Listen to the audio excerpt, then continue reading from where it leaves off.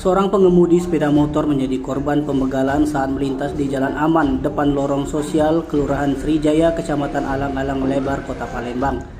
Mirisnya, dalam aksi perampokan tersebut, para pelaku sebelum merampas sepeda motor Honda Beat Street warna silver nomor BG 2529 FAM membacok kepala korban hingga harus mengalami 10 jahitan.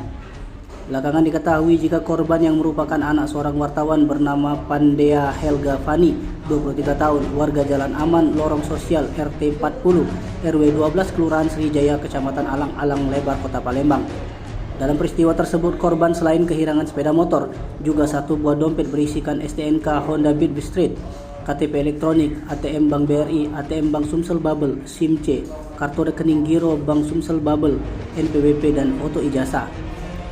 Atas peristiwa tersebut, orang tua korban yang sehariannya sebagai jurnalis melaporkan peristiwa tersebut ke Polsek Sukarame Palembang.